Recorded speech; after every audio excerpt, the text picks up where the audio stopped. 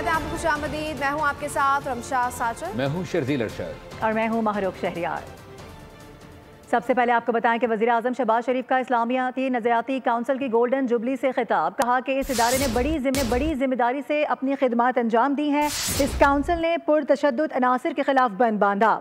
पाकिस्तान में इस्लामी बैंकारी के लिए कौंसल का किरदार काबिल तारीफ है। उन्होंने कौंसल से कहा कि नौजवानों में मनफी रुझान के खात्मे के लिए रहनुमाई करे। इस कौंसल के उलमा जो कभी फ़िरका वारियत में मुलव्विस नहीं रहे, मुकम्मल हम आहंगी के लिए मज़ीद काम करें। ख़ास तौर पर इस्लामी नज़रियाती कौंसल पर यह भारी जिम्मेदारी आयद होती है कि वो ख़ास तौर पर नौजवानों को मनफी रवैयों, गलत बयानियों, झूठ और प्रोपेगेंडे की यलगार से उनको तहफ़्फ़ुज़ फराहम करने में अपना कलीदी किरदार अदा करें। इस्लामी नज़रियाती कौंसिल के क्रेडिट पर बेशुमार कारनामे हैं। पाकिस्तान में इस्लामी बैंकारी की कामयाब निज़ाम कोई छोटा कारनामा नहीं, और मुझे खुशी है कि इस इदारे ने अपनी जिम्मेदारी बड़ी मेहनत, दयानतदारी और ज़ौक़ और शौक़ से सर अंजाम दी। किस तरीके से जंगजुआना तहरीकों को जो कि मुसल्लह होकर और क़ुव्वत के ज़ोर पर वो मनमानी करना चाहती थी, उनके खिलाफ उन्होंने और इस्लामी नज़रियाती कौंसिल ने एक बड़ा मजबूत बंद बांधा। वज़ीर आज़म शहबाज शरीफ ने प्राइम मिनिस्टर यूथ पोर्टल का इजरा कर दिया। इफ्तिताही तकरीब से खिताब में कहा कि मौजूदा दौर टेक्नोलॉजी का दौर है। IT और AI की ट्रेनिंग देकर नौजवानों को मुल्क का सरमाया बनाया जा सकता है। शहबाज शरीफ कहते हैं कि इस सिलसिले के लिए तमाम वसाइल बरोकार लाए जा रहे हैं। नौजवान तरबियत याफ्ता होंगे तो बैरून मुल्क हाथों हाथ मुलाजमत मिलेगी। कहा कोशिश होगी कि IMF का प्रोग्राम मुल्क की तारीख का आखिरी प्रोग्राम हो। नौजवानों को तलकीन की अपनी मेहनत से कर्ज की ज़िंदगी को कमाई की ज़िंदगी में तब्दील करें। वज़ीर आज़म दौरान खिताब जोश में आ गए। में कितने बढ़ चुके हैं, और ये जो IMF का प्रोग्राम है, मेरी अल्लाह ताला से दुआ है कि ये पाकिस्तान की तारीख का आखिरी प्रोग्राम हो, क्योंकि IMF के प्रोग्रामों से कौमें तरक्की नहीं करती। IMF के प्रोग्राम से कौमें अपनी इकॉनमी को स्टेबल कर लेती हैं। वो स्टेबिलिटी अल्हम्दुलिल्लाह आ चुकी कि आज की दुनिया जदीद तरीन टेक्नोलॉजी की मुतकाजी है। पाकिस्तान के करोड़ों बच्चे और बच्चियां एक बहुत बड़ा चैलेंज भी है, लेकिन एक बहुत बड़ी अपॉर्चुनिटी भी है। अगर हम मॉडर्न टेक्नोलॉजी से लेस ट्रेनिंग देंगे, IT लेड, AI लेड, तो पाकिस्तान का आप अजीम सरमाया बन जाएंगे। लेकिन ये काम करने से होगा। आप सबको गवाह बनाकर कहता हूं, अपने अखराजात और कम कर देंगे। यूथ की ट्रेनिंग के लिए अरबों हो या खरबों आपके कदमों में निछावर करूंगा ताकि आपकी बेहतरीन ट्रेनिंग हो। IMF ने हुकूमत को बिजली टैरिफ में कमी की इजाज़त दे दी। IMF का कहना है कि तमाम सार्फिन को बिजली कीमतों में ₹1 फी यूनिट रिलीफ मिलेगा, और ये रिलीफ कैप्टिव पावर प्लांट्स पर लेवी से हासिल रेवेन्यू से दिया जाएगा। IMF के मुताबिक कैप्टिव पावर प्लांट्स की जानिब से गैस के इस्तेमाल पर लेवी आयद की गई है। हुकूमत की जानिब से बिजली सार्फिन के रिलीफ पैकेज पर भी काम जारी है। IMF की मंजूरी से पैकेज का ऐलान किया जाएगा। और अभी खबर यह है कि ग्वादर में कत्ल के वाक़े पर सदर ममलिकत, वज़ीर आज़म, वज़ीर आला पंजाब, वफाकी वज़ीर दाखिला ने सख्त अल्फाज में मजम्मत कर दी है। वाक़े को दहशतगर्दों की बुज़दिलाना कोशिश करार देते हुए जिम्मेदारों के खिलाफ सख्त कार्रवाई को लाजिम करार दिया गया। गवादर कोस्टल हाईवे पर लर्जा खेज कत्ल, 6 मुसाफिरों को गाड़ियों से उतार कर कत्ल कर दिया गया। जहाँ भक अफराद गवादर से कराची जा रहे थे।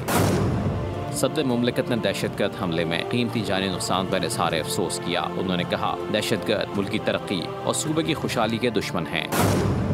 वज़ीर आज़म ने वाक़े की तहकीकात करके जिम्मेदारों को कैफिल किरदार तक पहुँचाने की हिदायत की।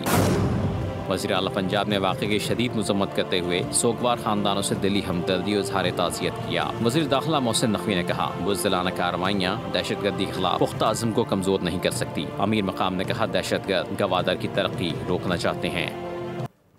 और 16 रोज़ बाद जाफर एक्सप्रेस 280 मुसाफिरों को लेकर कोयटा की जानिब रवाना है।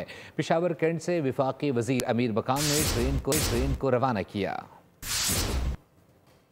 दहशतगर्दी का शिकार होने वाली जाफर एक्सप्रेस 16 रोज़ बाद एक नए असम के साथ फिर मंजिलों की तरफ रवाना है।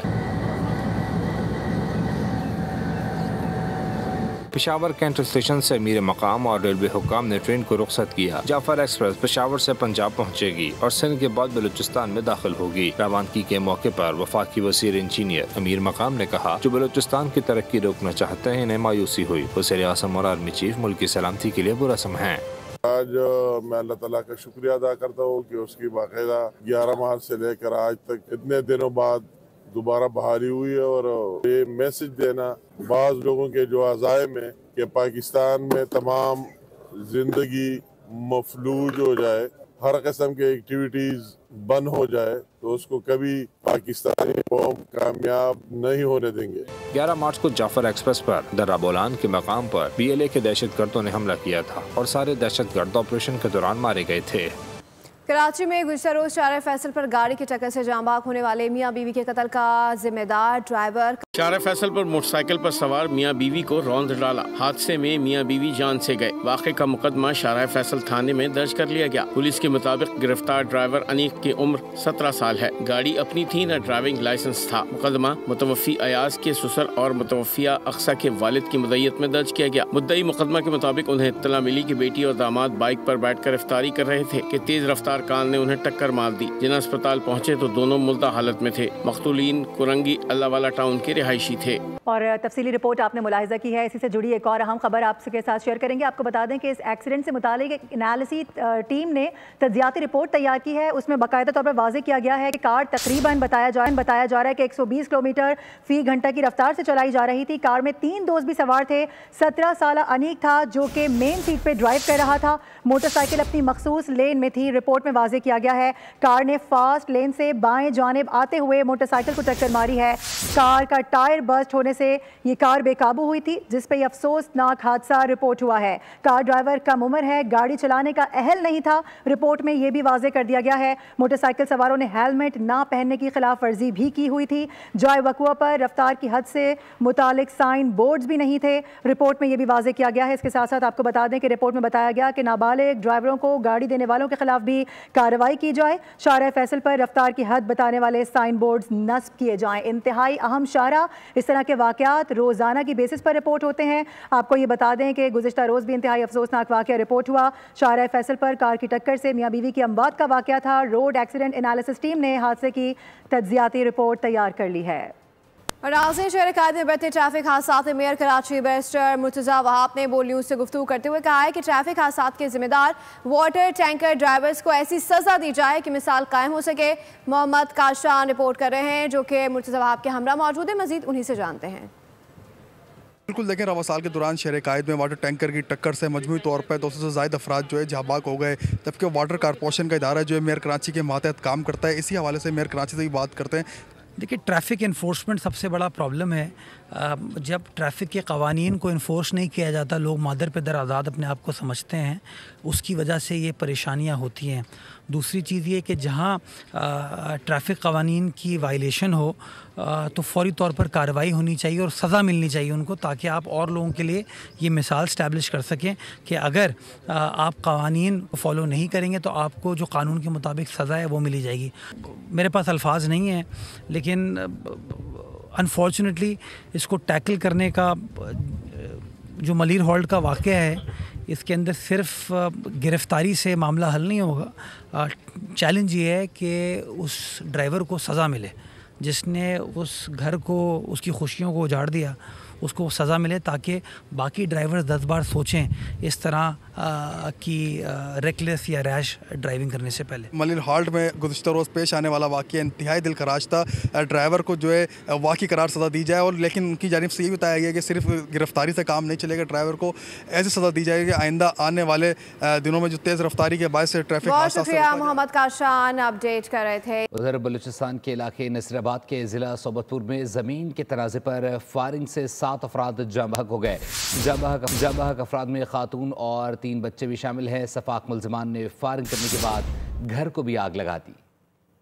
सोहबतपुर कत्ल की लड़साखेज वारदात, 7 अफराद को मौत के घाट उतार दिया गया। तमाम अफराद का ताल्लुक एक ही खानदान से है। जहाँ बहक अफराद में घर का सरबरा, इसकी बीवी, 4 बेटे और बेटी शामिल है। जहाँ बहक होने वाले बच्चों की उम्र 1 साल से 15 साल के दरमियान है। पुलिस के मुताबिक वाक़या जमीन के तनासे पर पेश आया। फायरिंग के बाद मुसल्लह अफराद ने घर को आग लगा दी। वाक़े के बाद मुल्ज़िमान मौके से फरार हो गए। जहाँ बहक अफराद की लाशें सिविल अस्पताल सोहबतपुर मुंतकिल कर दी गयी। पुलिस के मुताबिक वाक़े की मज़ीद तहकीकात के साथ हमलावरों की तलाश भी जारी है। मुस्तफा आमर कत्ल केस से मुस्लिम साहिर की गिरफ्तारी और मंशियात बरामदगी का मामला, वीट की केमिकल जांच पड़ताल की रिपोर्ट अदालत में जमा करा दी गई है। पुलिस के मुताबिक मुस्लिम साहिर के कब्जे से गिरफ्तारी के बाद 557 ग्राम वीट बरामद हुई थी। बरामद की जाने वाली मंशियात वीट कैलिफोर्निया की है, जिसकी मालियत 86 लाख रुपए से जायद है।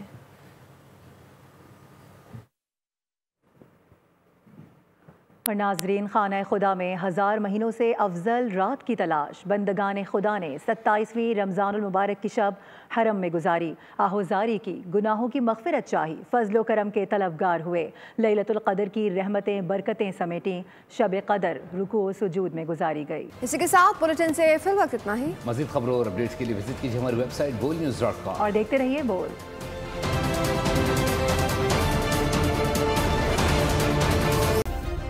सब्सक्राइब करें और बेल दबाएं ताकि कोई खबर रह न जाए।